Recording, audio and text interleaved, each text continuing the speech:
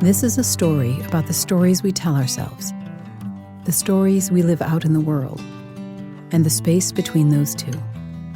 It's about how we love, how we lose, and how we recover, or not, through the stories we make up in our heads. I'm Robin Rice, and this is also my story. Chapter 18. The Dream Teachers. Nowhere are we closer to our deeper stories than in our dreams. I find it fascinating that we use the same word, dream, for both that which we experience when asleep at night and for our more conscious wishes, hopes, plans, and visions. Common between the two types of dreams are the bravery it requires to look closely at them, and the intimacy and vulnerability it demands to share them. They are, after all, deeper glimpses into ourselves and souls, story portraits, if you will, of who we really are and who we wish to be. Our daydreams, the things we consciously wish and yearn for, are every bit as insightful as our night dreams. They come from a different source, though, a more surface source. As such, they are more suspect because they are easily held captive by our egoic needs and tainted by our cultural influences. I believe we dream in the day to find our way forward. Our daydreams are the stories we sometimes sacrifice for, sometimes sell out over, sometimes push aside when the going gets rough, and sometimes make our prayers about. We envision these daytime dreams, and if we are brave, we point our future toward them. We may dream of traveling to a particular bucket list city or opening a business, maybe making it as an artist, or appearing as a bit player in the local theater, or becoming a late-in-life rock star, the one we imagined becoming in our teens. Big or small, externally, makes no difference. The only thing that can matter is how important they are to us and how courageous we are in making them happen. Our dreams in the night, though, are another story altogether. In those dreams, we most often find immediate snapshots of our subconscious psyche. While they can offer symbolic representations of our true thoughts, feelings, hopes, and fears, these stories often appear in a jumbled soup, tumbling out with no obvious connections.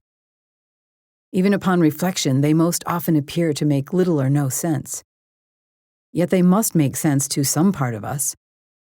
Otherwise, it would be nothing more than the taking out of the psychological trash. I can't believe that's all there is to it. If we are lucky, we occasionally have dreams that point us toward something more. It may be only a sensation or differing quality, but in these we feel we actually travel somewhere, or that someone or something from another world has come to us. Many claim not to remember their dreams, while others, and not only a few others, by the way, are lucid dreamers, conscious participants in their own unfolding sleep-time stories. It's interesting to think about what part of us can be awake even while asleep. Some night dreams provide a sixth sense to our daytime life, a precognitive awareness of things to come. I like to think of these as intuitions of the night. We may not wish to have such dreams, because often they are less about winning the lottery and more about the impending loss of someone close to us. And who wants to know that? Yet other dreams can reveal insights that might not be obvious until after the fact. We may dream of our crazy Uncle Joe and his dog becoming separated, only to learn that his dog had passed that very night. It makes one wonder, who was that dream to benefit? Also, if dreams need to be beneficial to us at all. Or is that a criteria we impose on ourselves in a realm that may be of a wholly different order? Then there are other dreams. Night dreams, not just of something more, but of something else. Something else entirely, as I was about to learn. Enter the labyrinth.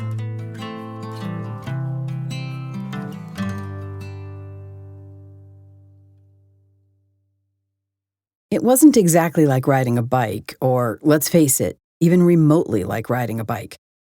But I was starting to get the hang of this life as a dual citizen of the universe. One foot firmly planted in my life as a single mom without a job, beyond reading several books a week, the other going every which way to every which where. Or maybe I was just coming to terms with the reality that things were going to be weird in my life from here on out. Sometimes really weird. Whatever the case, despite my intellect being regularly thwarted, I had to admit that, deep down, I could not have been happier. The banal world I'd lived in for the first 35 years of my life was gloriously gone. Black and white had not only turned to color, but technicolor, and included colors as yet unseen by the ordinary eye. Yet even with the crazy-making all too much, my mood was suddenly stable. This meant that for the first time, I could trust myself to actually plan things, create follow-through intentions, and then actually finish what I started. No more creating on a high and trashing what I created on the next clockwork low. I cannot say how huge a turning point that was. Trusting myself to accomplish what I set out to do, I was beginning to form an idea about where I might want to take my life. I felt like a racehorse finally let out of the gate. I noticed, too, that my gifts were growing. I was knowing things, seeing things more often, making things happen with virtually no real-world work. I'd have preferred to hide the big stuff, but the shape-shifting thing kept giving me away. I recall one day with Janet, a fellow mom friend who I assumed had no sense of or even interest in the magical world I was exploring. Yet the now familiar look of horror came over Janet's face. She jumped back and away from me. "What?" I said, already knowing what it was. "You're going to think I'm off my rockers, Robin, but there for a minute, you looked 80 years old. No, Robin, you were 80 years old." "Really?" I asked. Oh, that, I thought. "I swear, it was you, though, just old." "Huh," I managed. "What's going on?" she insisted. And so I told her, at least about what I knew, everything I was pretty sure about, and the far more I was still wondering. I didn't expect her to believe me. I thought that, like blood changing color when it hit the air, the moment I spoke of everything happening, it would sound completely different. And wrong. Like a lie. She'd go home and decide it wasn't good for our children to play together anymore. A repeat of my early life experience in my neighborhood. What I learned, and would learn over and over again, is that there is a wishful mystic in just about everyone, at least the majority of souls I was encountering post-awakening. You need only scratch the surface, be willing to discuss a few wild hair ideas, and wait for them to start gushing. My friend was only too ready to share two specific, "you'll think I'm off my rockers" experiences from her own life, things she'd never told anyone but couldn't forget. When I told her I thought her rockers were just fine, she asked me if I would guide her in what I was learning. Teach her, were the exact words. I was immediately uncomfortable. Despite almost everything in me screaming, "No!" that other part of me stepped up with a cheerful, ready, "I'd be happy to." What? How? Who was I to guide anyone in what I barely knew myself? And teach? Me? Like, what the hell did I know? "We will teach you first," I heard that night as I was falling asleep. This time not a real voice, nothing actually auditory, not in my ears.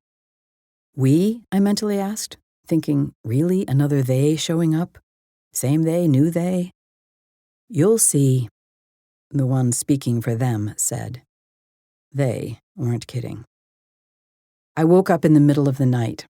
Something was up, but I wasn't sure what. I felt heavy in my body, maybe a bit paralyzed, yet clear and mentally alert. 3 tall beings, or were there 5, appeared to be standing at the foot of my bed. They, for sure. They might have been floating. They undulated a bit like they were, but the footboard blocked my view. I waited, unafraid, for them to speak. Somehow I knew they would. I noticed they had no face in particular, and so one was very much the same as the other. I went back and forth trying to decide if there were 3 or 5. Looking closely, I saw them as shimmering beams of soft light. Light again. Yet they were not lighting up the room. The glow they emitted stuck close to them, as if they were in an orbit of their own. Nowhere near as bright as with the appearance of Elizabeth in my shower. Their light was more yellow-beige, more like the sun peeking through on a cloudy day. These, whatever they were, beings spoke without words and had no discernible voice. Not even a tinkling or whoosh-whoosh-like sound. Even so, they sounded like the voice I'd heard internally earlier in the day, the one that promised, "You'll see." They seemed to want to discuss the dream I just had. They replayed it, then pointed out the meaning they felt would be most beneficial to my life. I thought I should get up to write it down, but they assured me that the part of me that needed to remember could never forget. Only the brain might forget, they suggested. Okay, so what other part of me besides my brain might remember? I remember thinking this, my brain not liking the idea at all, but not asking. They seemed to sense my question anyway. They promised I would understand what had been given to me, and that all of my new understandings would be ready for me whenever needed. But this way, the information wouldn't take up brain space. I still didn't get it, but it didn't matter, because then I really woke up. It was the middle of the night, I noticed. Those beings of soft light had not been there at the foot of the bed at all, at least not in my final waking reality. I could have sworn I was awake when they were talking to me, but I wasn't. I made a mental note about the dream and our conversation, but did not get up to write it down even then. In fact, I did remember the dream in a dream when I woke up the next morning. Maybe not all of it, but enough. Sadly, I have since forgotten the content. It would be lovely to look back on whatever was important enough to prompt the visit, if in fact it was important at all. It would be this way every time they visited. I'd dream. They would appear to tell me what it was I was to learn. Then, thinking I was awake all along, I would really wake up and realize I hadn't been. Eventually, I would learn to remember I was not awake, but it still felt like it. Perhaps I was awake in another way or elsewhere or something. They didn't care to explain. Sometimes it seemed they came just for practice. Mine or theirs or both, I'm not sure.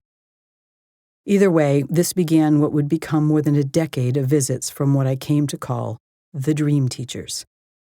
They were repeatable and reliable, just as I had requested, only not on demand. I soon realized that while I could learn from other human beings, expert teachers in any number of areas of interest, it always felt watered down compared to what I was learning at night. Slower, smaller, less valuable, less important. I eventually understood that everything I needed to know to become who I was meant to be would come from these dream teachers. With their arrival, I felt held in the palm of the universe. But that was about the other worlds. What was I to do with this world? How was I to walk in 2 worlds at once? I told Terry about the dream teachers, and she marveled, as always, at my good fortune. But I complained. "Terry, I don't get all this. I need a real human teacher, the kind you just look at and know is your teacher. All the mystics had them, at least I've heard they did. I don't know how to do anything consistently, let alone teach others. And if it does no good in this world, I can't bring it to others. That's fantasy. That's just not me."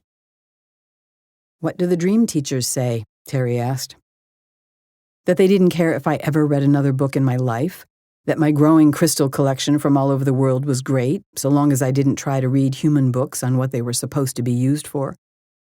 Who am I going to say taught me when people ask? 3 to 5 pillars of light? Terry laughed, as she always did, and agreed I was in a tough spot. She had no advice because no one was teaching her in the night. Finally, when I complained about needing a human teacher for probably the 50th time, she said gently but firmly, in a way that meant she was feeling a truth more than sharing an opinion, "Robin, I'm sorry. There isn't going to be a teacher for you down here. Down here, you are the teacher." She might as well have hit me in the gut with a baseball bat. I did not want to hear that. Even so, I had to admit, her words landed as true. But this meant I was on my own. Well, except for the dream teachers. I should have been thrilled. I mean, I was thrilled. Most anyone would have loved learning from those visitors the way that I did.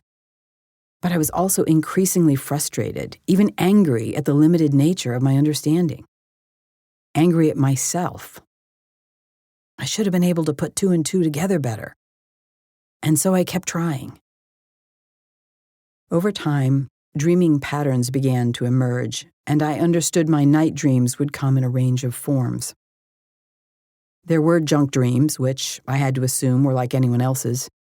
Strange concoctions of daily events mixed with symbolic hopes, bizarre fears, and other out-of-place stuff thrown in.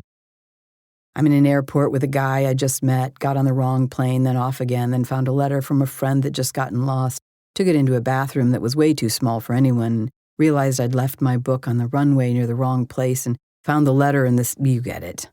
No dream teachers arrived to sort out that plate of spaghetti. No reason to. Just because it was a dream didn't mean I had to excavate each and every symbol. Then there were mythical dreams, such as the kind the famed psychologist Carl Jung might have talked about. Dreams of babies I'd forgotten to feed, not graduating from high school even though I had a college degree because I never went to a class I forgot I was taking. The more I read about mythology, the more the mythological showed up. Far from unusual, I assumed. Yet some were so real as to be not dreamlike, like the dream with Ricky and the white line just after he died. In that kind of dream, I'd always rise from bed feeling clearly and profoundly that I had been taken to some other place or plane of existence. Interestingly, the dream teachers didn't come after those dreams either. I assumed that either there was no need for explanation or, more likely, they were not dreams. Some dreams were fleeting even by morning. Some have stayed with me even to this day. Imagine this. I am floating around the ceiling of a student apartment. 3 20-something roommates, one on a treadmill, glider-like thing for exercise, the others going about their day. A fourth comes in, and the one on the glider starts telling the others about a dream he had. He had dreamed of a place where they had something called time. He said life was just like on their planet, only the people in his dream boxed everything up in hour-long segments, sometimes even 15 minutes of life at a time. The others looked at him like they didn't understand. Boxes? Hours? Minutes? I looked around, but there were no clocks to be found. That, along with my no-time experience as a teenager under the tree of light, had kept me thinking and dreaming about the nature of time. Did that have to do with this dream? The dream teachers appeared, but only looked amused. Another dream. I'm getting on an amusement park tram, far above the ordinary world. It is empty save for a black woman in her mid-40s, with her uniform a bit too tight for her plus-sized body. She looks at me getting on and says, "Hey, you're not supposed to be here." I said I was sorry, I didn't have any money, but I was sure I could get some, wherever she was dropping me off. She looked at me, incredulous, and leaned in. "Lady, you don't understand. You're not supposed to be able to be here." Looking more closely at her face, I realized she wasn't exactly human. Becoming lucid on the spot, I told myself I had traveled to a dimension humans normally can't get to. Yet there I was.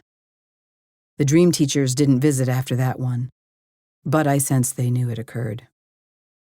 There were dreams where I remembered how to fly and would be amazed at how only flapping my arms would make me do so. sending me higher and higher with each flap. I recall repeatedly thinking, how is it I can fly? My questions went unanswered. I sensed I was not meant to understand, but simply to delight in the flying.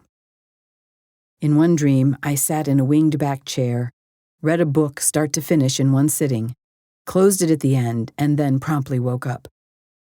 I was astonished to realize I had contained an entire book in my head, one that I had not written.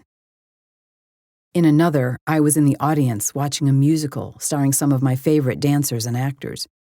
I watched the entire musical, heard song after song, dance after dance, and clapped at the end. As the stage curtain closed, I got up from my chair and found myself in my bed. I was astounded to think this completely original show, with all its music, lyrics, and choreography, was something my brain was capable of creating while I slept. Before this, I could sing, but I couldn't have put two notes together to make a song. If it was so easy in my dreams, and if my dreams happened in my head, why couldn't I when I was awake? Or could I? Or was I not in my head? More confusion, but more fascination, too. I liked this kind of raw potential showing itself. I hoped for it every night.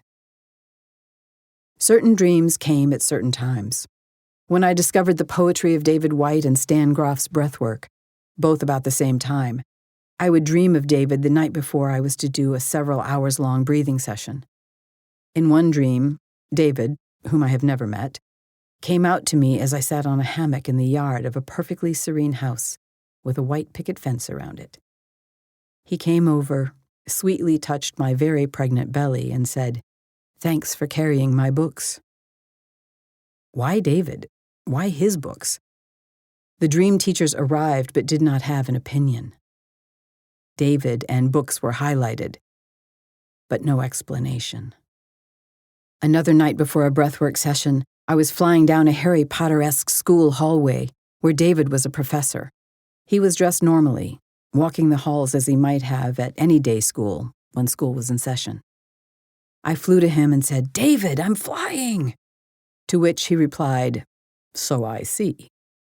I beamed. At last, someone had seen me fly, and it was the poet David Whyte. No dream teachers that night. The flying, I knew, was the teacher, and maybe something about poetry, too. All such dreams were interesting and fun, with nightmares rare. But it was the full-on talk-to-me dream teacher's dreams I craved. Perhaps it was them themselves that I craved. I never had a sense before they would come. In fact, I only knew it was a teaching dream after it happened, and only because the dream teachers had shown up. There seemed no other rhyme or reason. Imagine this. I am observing a young woman in her college dorm room. She looks like a woman from a TV show I know, and so I call her by that character's name, which is Daphne. She is talking to a guy friend of hers because he'd missed class and wanted the homework assignment. Daphne explained that the assignment was to write a story that was Shakespearean in nature. It could be a comedy or a tragedy. Without warning, I move from that scene to one where my eldest son has a superhero outfit on.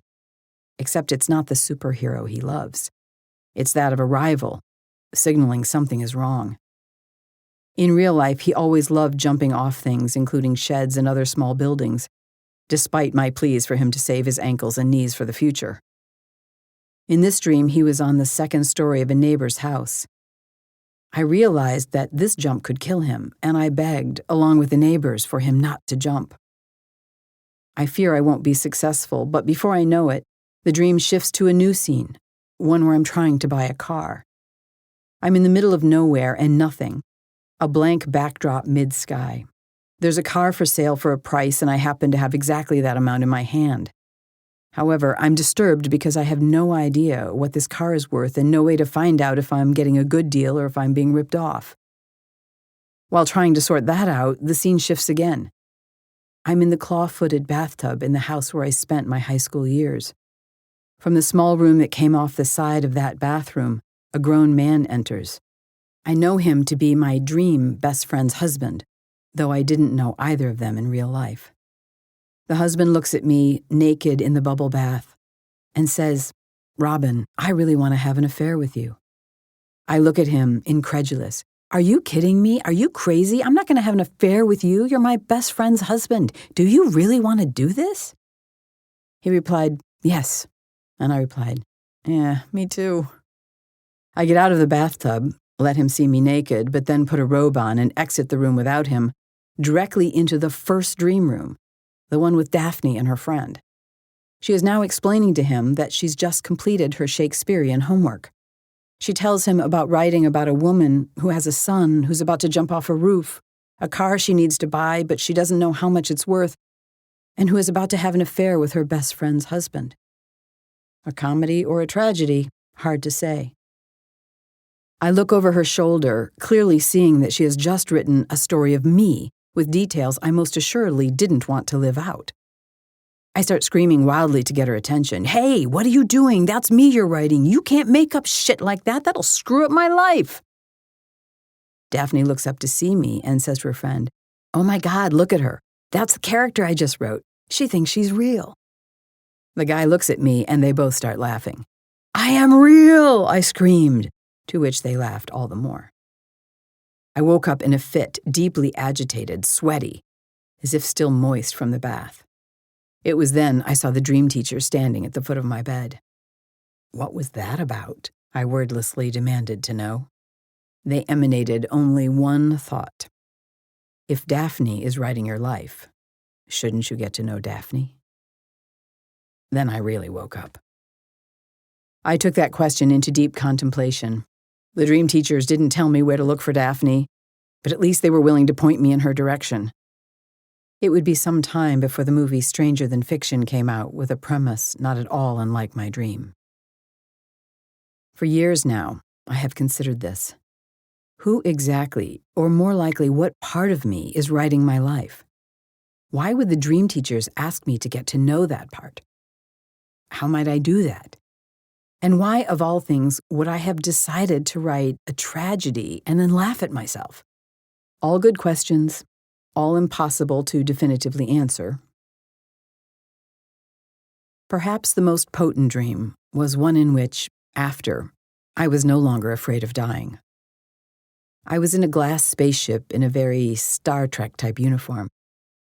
I saw what appeared to be a wave coming toward us and realized it was tsunami-sized. I remember thinking, I won't survive this. I began to float above my dream as the wave got closer, then rose up and up to find myself lying flat in my bed. I didn't see the dream teachers that night, but I heard their words. It's that easy to die.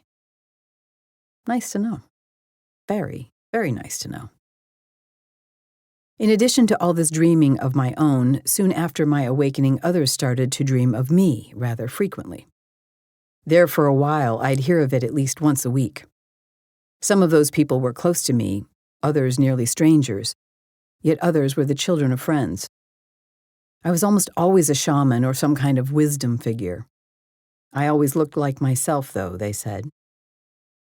I had no correlating dream of having visited, but I began to wonder if I was not only walking into worlds — Walks into Worlds was the only spirit name I was ever given — but living into worlds. Was I living two lives, only one of which was here? Crazy, I know. I also wondered which part of my life was more real, the dreaming life or the waking one. Surely you have heard the story of the monk who dreams of being a butterfly, wondering if in fact he is a butterfly dreaming of being a monk.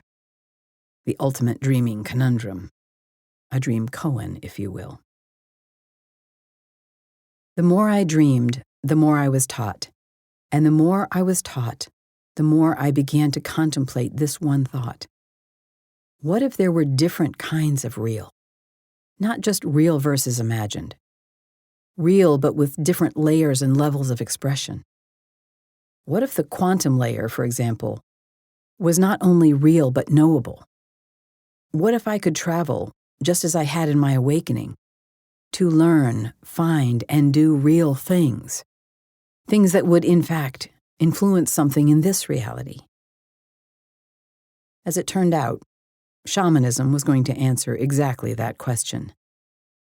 But I wasn't quite there yet. My tornado was still swirling.